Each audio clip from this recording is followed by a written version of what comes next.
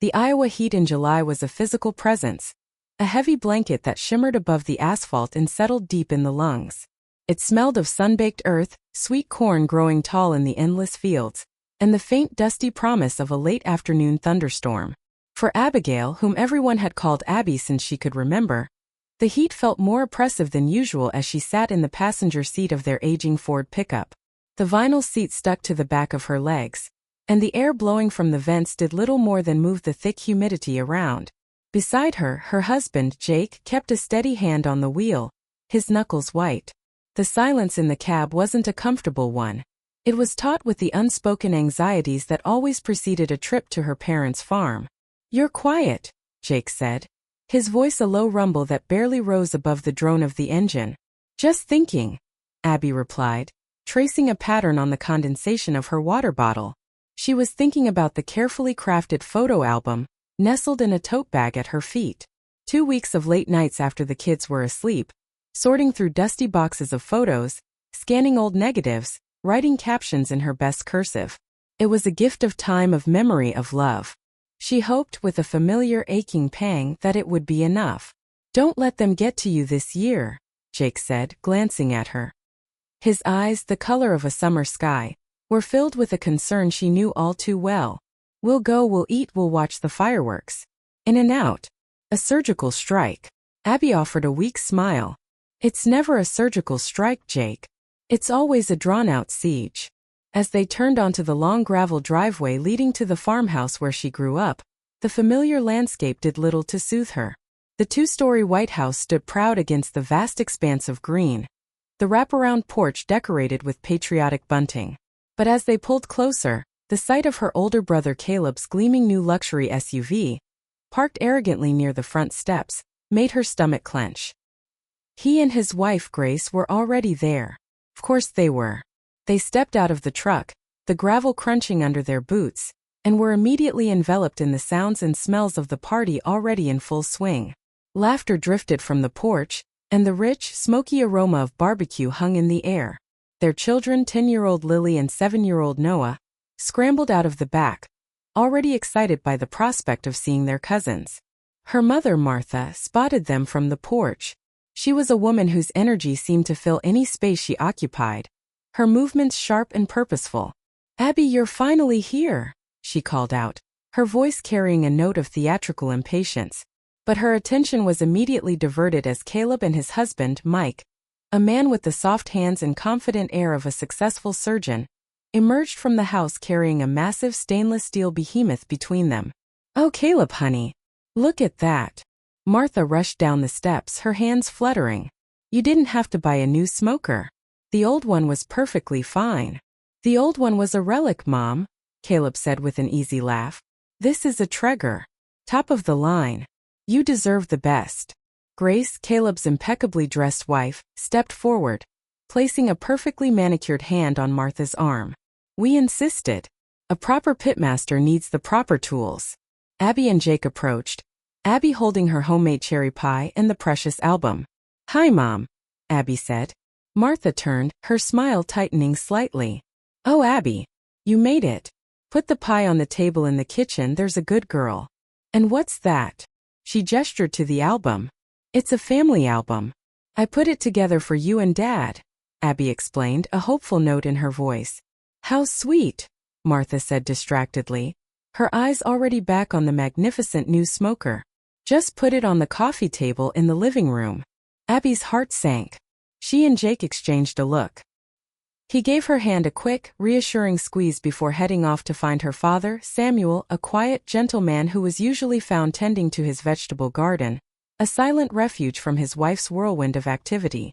The afternoon unfolded in a predictable pattern. The men gathered around the new smoker, Caleb holding court as he explained its various features, while the women congregated in the kitchen or on the porch swing.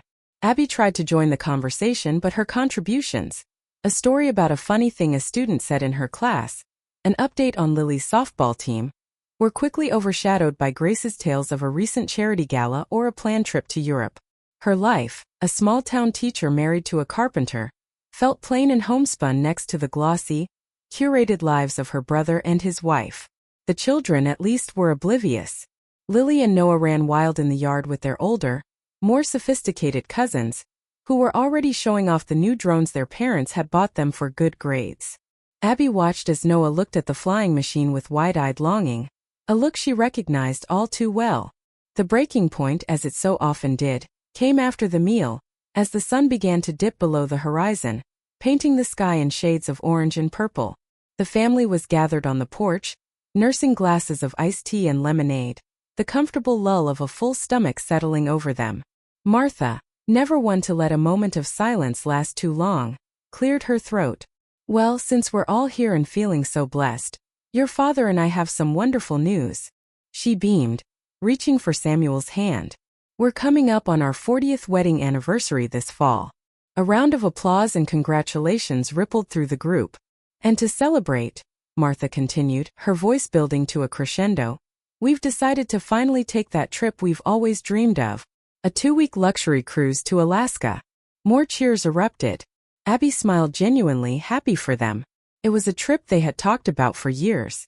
"Now, a trip like this isn't cheap, of course," Martha said, her tone shifting from celebratory to businesslike. "We've estimated the total cost will be around $8,000. She paused for effect, her gaze sweeping across her children. "Caleb, as the eldest son and the most successful, has of course offered to take on the main responsibility." She then turned her sharp, expectant eyes directly on Abby. "And you, Abigail. We raised you, put you through college. This is a chance for you to show your gratitude.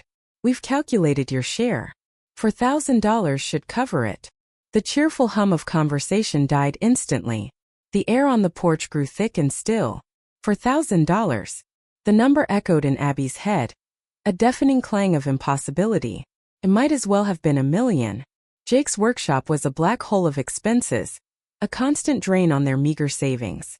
Her teacher's salary barely covered their mortgage and bills. $4,000 was their emergency fund. It was new tires for the truck. It was a year's worth of Lily's art classes. Abby opened her mouth, but no words came out. She felt Jake tense beside her. She saw the flicker of something, pity? Triumph? In Grace's eyes. Before the silence could become unbearable, Grace spoke up, her voice smooth as silk. "Oh, Martha, don't put Abby on the spot like that. Really, it's no trouble for us. We can cover the whole thing. What's a few $1,000s between family?" Caleb nodded magnanimously. "That's right, Mom. Let us handle it. We know things are a little tight for Abby and Jake right now. They have their own little family to worry about, and Jake's business is just getting started." The words, meant to sound generous, landed like blows. They weren't just offering to pay. They were publicly declaring Abby's inability to do so. They were reinforcing the family narrative. Caleb, the successful son who provided. Abby, the struggling daughter who couldn't. The sympathetic glances from her aunts and uncles were like salt in the wound. Martha sighed, a long theatrical sound of disappointment. "Well, all right then. If you insist. It's just, you raise a daughter, you hope she'll be able to give back a little, you know?" That was it. The final crushing weight. The implication that she was ungrateful, that her love was measured in dollars and found wanting. A cold, hard fury, an emotion she rarely allowed herself to feel, rose up and choked the breath from her lungs. She stood up, her chair scraping loudly against the wooden porch floor. "Excuse us," she said, her voice trembling but clear. "We have to go." She didn't wait for the inevitable protests. She grabbed her children's hands, her touch more forceful than she intended. "Lily, Noah, say goodbye." She pulled them towards the screen door, Jake following a step behind, his face a grim mask. As she passed the living room, she saw the photo album lying untouched on the coffee table, a forgotten testament to a love that was apparently worthless. Without thinking, she snatched it up. The drive home was a blur of silence. The setting sun cast long shadows across the cornfields, but Abby saw none of it. Her world had narrowed to the burning shame and searing anger inside her. When they were almost home, Noah, roused from a sleepy daze, spoke into the quiet. "Mom," he asked, his small voice filled with genuine confusion, "are we poor?" The question shattered the last of her composure. Not into tears, but into a chilling, crystalline clarity. Something inside her, something that had been slowly bending under years of pressure, finally snapped. This had to end. And it would end tonight. The house was still, wrapped in the deep quiet of a country night. The rhythmic chirping of crickets outside was the only sound, a stark contrast to the tempest raging inside Abby's mind. Jake had put the children to bed with a quiet efficiency that spoke of his own turmoil, then retreated to his workshop in the barn, leaving the house to her. He knew she needed this space, this silence, to process the raw, gaping wound that had been torn open. She sat at the small desk in the corner of their living room, the glow of the laptop screen casting long shadows on the wall. Sleep was an impossibility. Her mother's words, Grace's condescending smile, her relatives' pitying glances, and worst of all, Noah's innocent, devastating question, played on a torturous loop in her head. For years she had swallowed the small hurts, the casual dismissals, the constant, unspoken comparisons. She had told herself it was just how her mother was. She had told herself it was her duty as a daughter, as a sister. But tonight, the cumulative weight of all those years had become unbearable. This wasn't about love or duty anymore. It was about survival. Her own survival, and the survival of her family's dignity. With trembling fingers, she opened a new Excel spreadsheet. She stared at the blank grid for a long moment, then typed a title in the first cell. Family investments. It felt like a bitter irony. These weren't investments, they were divestments. A slow, systematic draining of her own family's resources and future. She created the first column header. No interest, no return loans. The memory was so vivid it felt like yesterday. 7 years ago. Her phone had rung late at night. It was Caleb, his voice strained with a manufactured urgency. Abby, I'm in a bind. We're closing on the condo tomorrow, and the bank just found a last-minute issue. I'm short $7,000 for the closing costs. Can you help me out? Just for a couple of years until my practice really takes off. She had been so proud to help. She, the little sister, helping her brilliant doctor brother. She had just started her teaching career and had diligently saved every penny. Without a second thought, she had drained her savings account the next morning. A couple of years had come and gone. The condo had been sold at a huge profit, funding the down payment on the sprawling house he and Grace now lived in. The loan was never mentioned again. Next, she typed, default family expenses, satellite TV and internet. The memory surfaced of a visit 4 years ago. Her mother had complained endlessly about the slow internet and the lack of channels. All my friends have the premium package, they can watch whatever they want, she'd lamented. The next day, Abby had called the company and signed them up for the top-tier plan, putting the bill on her own account for convenience. That convenience had cost her nearly $180 a month every month for 48 months. She did the quick math. The number was sickening. Supplemental health insurance.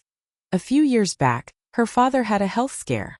It turned out to be nothing serious, but the worry had been real. Martha had used the opportunity to talk endlessly about the shortcomings of their basic insurance.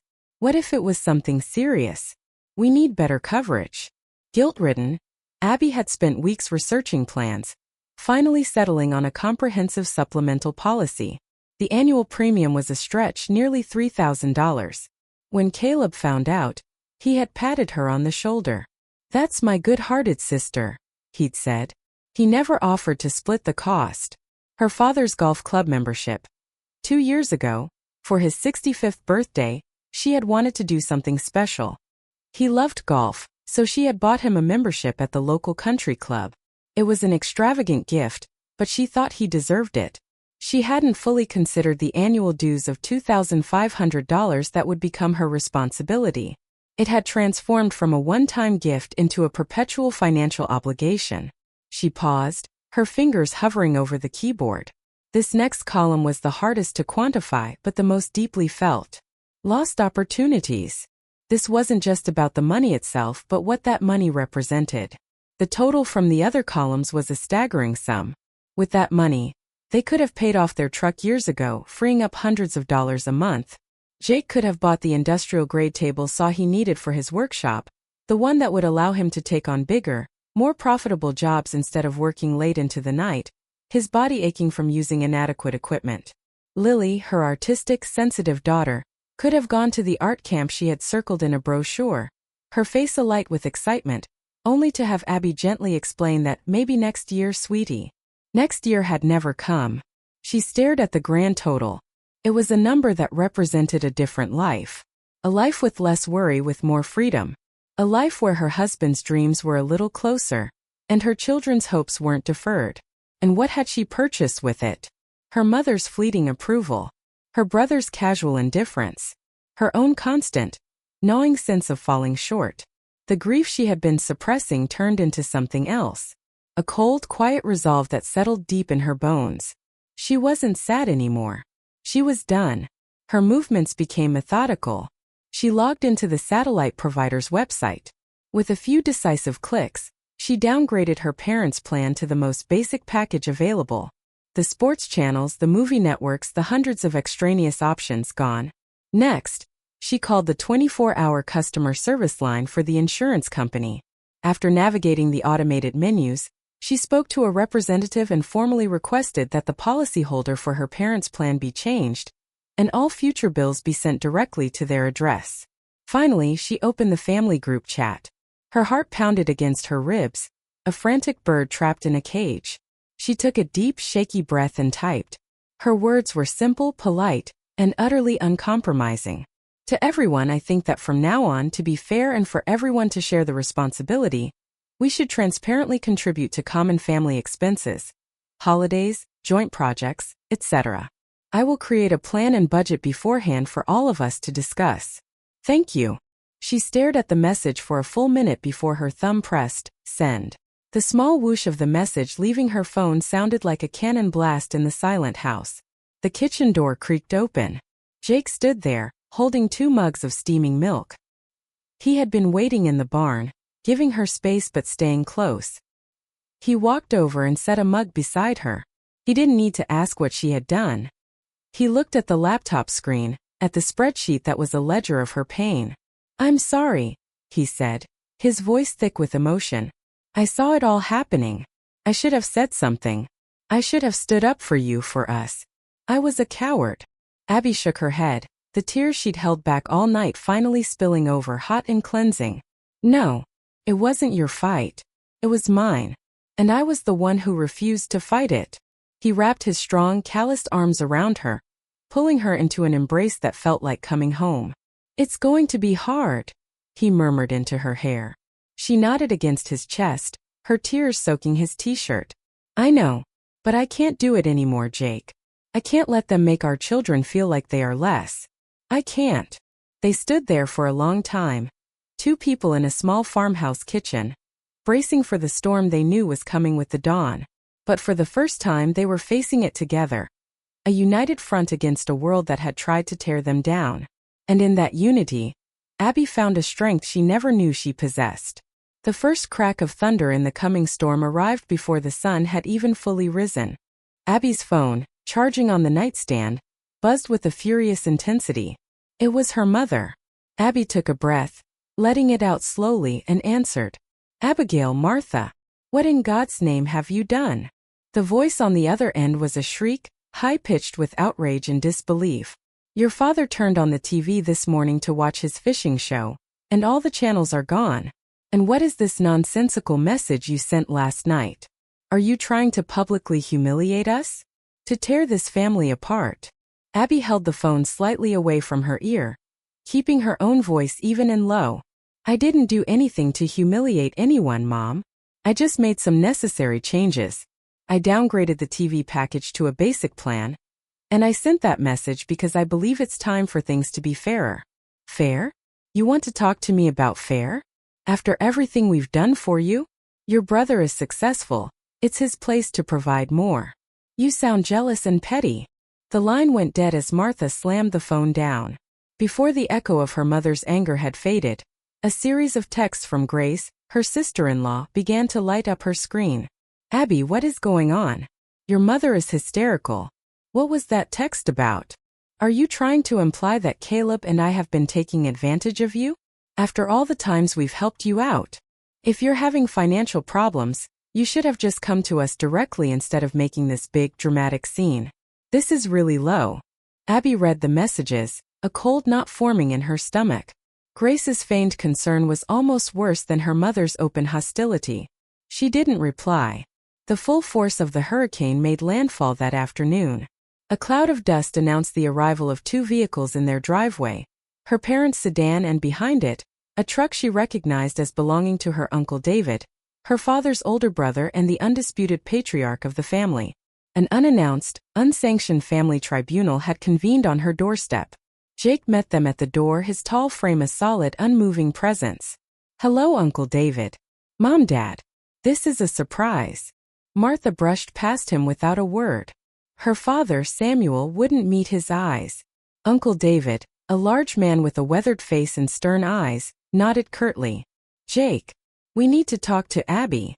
They arranged themselves in the living room, a grim panel of judges. Abby and Jake sat on the love seat, feeling like defendants in a trial they didn't know they were a part of. "Abigail," Uncle David began, his voice a low rumble that commanded attention. "Your mother tells me there's been some trouble. That you've been acting strangely, making demands, upsetting your parents. She's worried about you. She thinks the financial strain is getting to you." Abby met her uncle's gaze without flinching. "Uncle David, with all due respect, this isn't about financial strain. It's about self-respect. I'm not making demands. I'm setting boundaries." "Boundaries?" Martha scoffed from her armchair, her voice dripping with venom. "She canceled our health insurance supplement. Does she want us to die without proper medical care? Is that her boundary?" The accusation hung in the air, ugly and poisonous. "That's a lie and you know it," Abby said, her voice shaking slightly but holding firm. "I didn't cancel the policy. I transferred the billing responsibility to you. The policy is still active. And you know perfectly well that Dad's Medicare covers almost everything anyway." The conversation deteriorated from there. A whirlwind of accusations, denials, and emotional blackmail. Abby realized that words were useless. They weren't there to listen or understand. They were there to force her back into submission. It was time to present the facts. "Please wait here," she said, standing up. She walked to her office with a calm she didn't feel and returned with the folder she had printed the night before. She laid it on the coffee table. "What's this? More of your accounting nonsense." Martha sneered. Abby ignored her and opened the folder. She addressed her uncle directly. "Uncle David, I didn't want to do this, but I'm being accused of things that aren't true. This is the truth." She walked him through it page by page. The loan to Caleb, documented with a copy of the 7-year-old bank transfer. The itemized bills for the TV, the insurance, the golf club, with the totals calculated for the past several years highlighted in yellow. The final page was a simple, heartbreaking list. Art camp for Lily, $800. New table saw for Jake's workshop, $1,500. Family vacation to a national park, $2,000. Opportunities missed. The silence that followed was profound. Her father stared at the papers, his face pale, the color draining from his cheeks. Uncle David slowly took off his reading glasses, rubbing the bridge of his nose. He looked older, wearier. He looked at the grand total at the bottom of the page, a number that represented years of quiet, unacknowledged sacrifice. "Martha." "Samuel," Uncle David said, his voice heavy. "Did you know about all this?" Her father shook his head mutely. Martha stammered. "Well, she offered.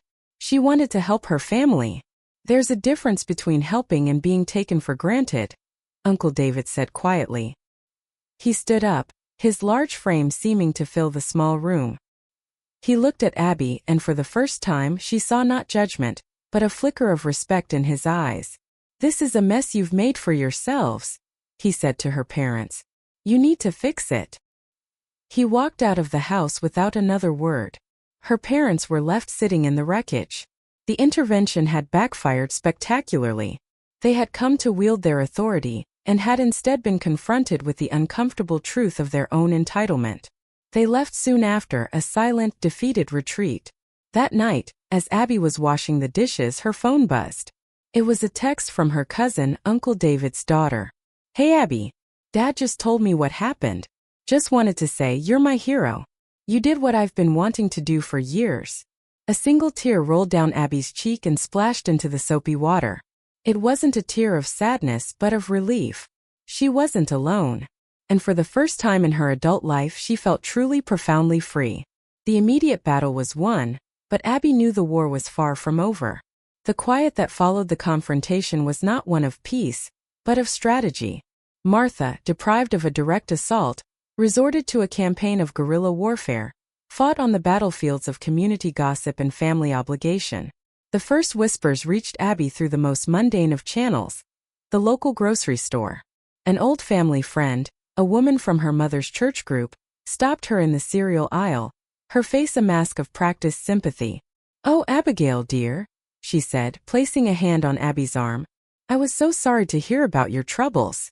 Your mother is just worried sick about you. We're all praying for you and Jake."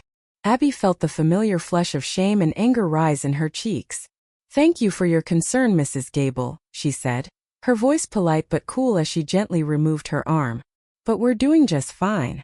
There's really nothing to be sorry about." She pushed her cart away, leaving the woman standing with a look of stunned surprise. The attacks grew more personal.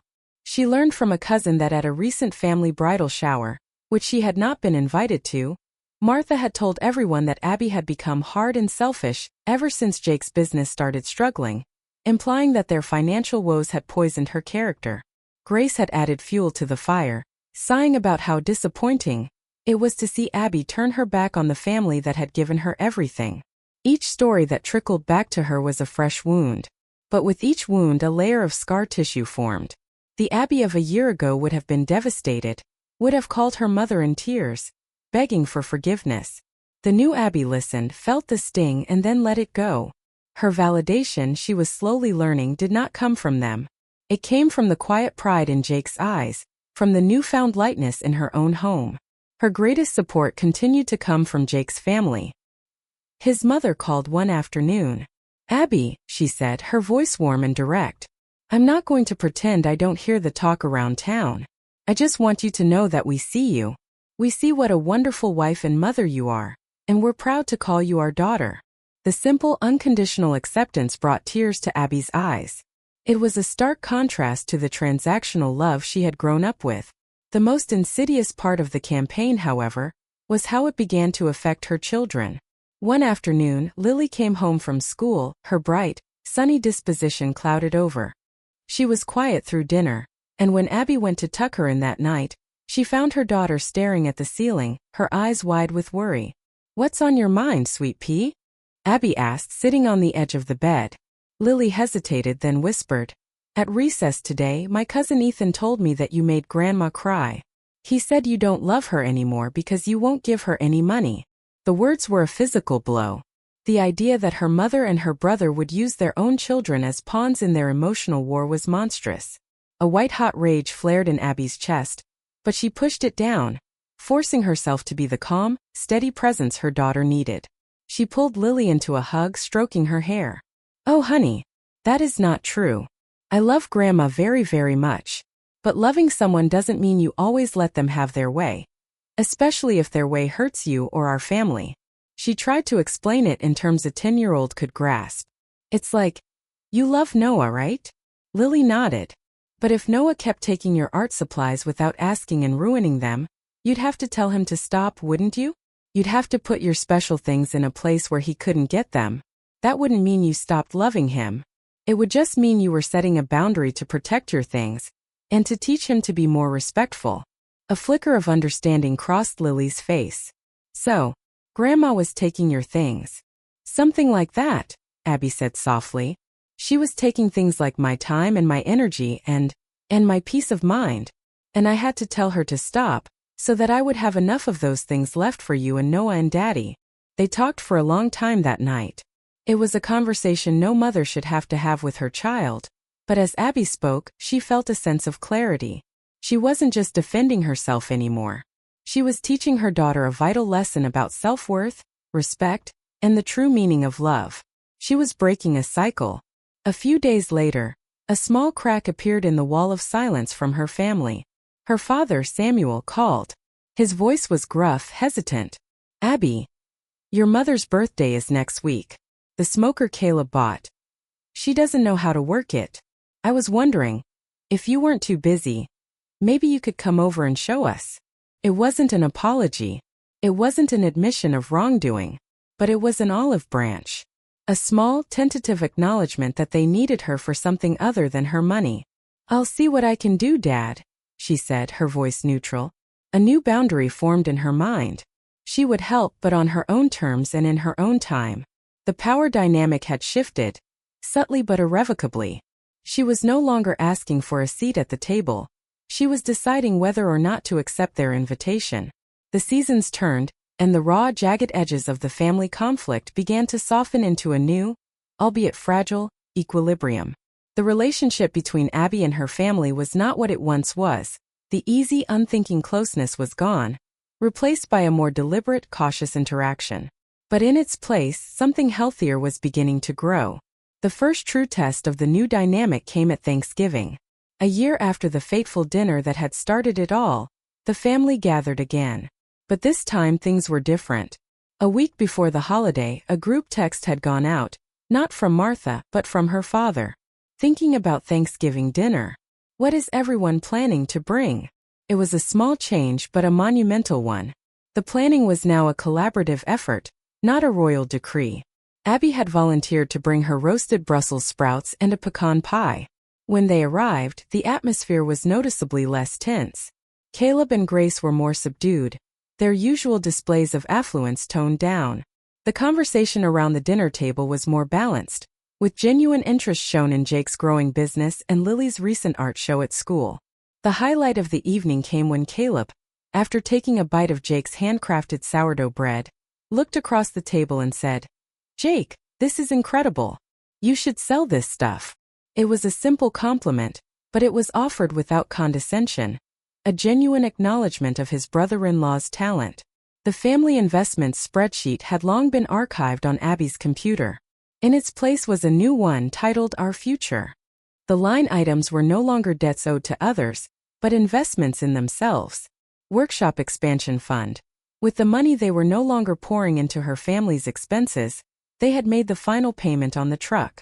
More importantly, Jake had finally been able to purchase the industrial-grade table saw he needed. His productivity soared, and his small business began to turn a real profit. The constant worry that had etched lines around his eyes began to fade. Lily's art camp. The following summer, Lily had gone to the art camp she had dreamed of. She returned with a portfolio full of vibrant paintings, and a newfound confidence that shone from her like a beacon. Family vacation. They had taken their first real family vacation. A week of camping and hiking in a national park. The memories they made, roasting marshmallows over a campfire, watching Noah catch his first fish, standing in awe at the foot of a giant sequoia, were worth more than any luxury cruise. Abby's stand had also, unexpectedly, made her a quiet leader.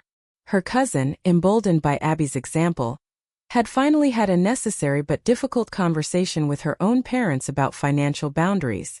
A few friends from her teaching circle had confided in her about their own struggles with familial obligations, and Abby had found herself offering not just sympathy, but practical advice. She realized that the prison of guilt and obligation she had escaped from was one that held many other women captive, and by finding her own way out, she had inadvertently lit a path for others. One crisp autumn afternoon, as she was raking leaves in her front yard, her mother's car pulled into the driveway. Martha got out holding a small pumpkin. This time there was no pretense, no agenda. "I was at the farmer's market and saw this one," Martha said, holding it out. "It reminded me of the ones you used to love to carve when you were a little girl." It was a small gesture, but it was untainted by expectation. It was perhaps the first truly selfless gift her mother had given her in years. "Thank you, Mom," Abby said, taking the pumpkin. "It's perfect. Do you want to come in for some cider?" They sat at her kitchen table, the silence comfortable for the first time in a long time. They talked about the weather, about the upcoming school year, about her father's garden.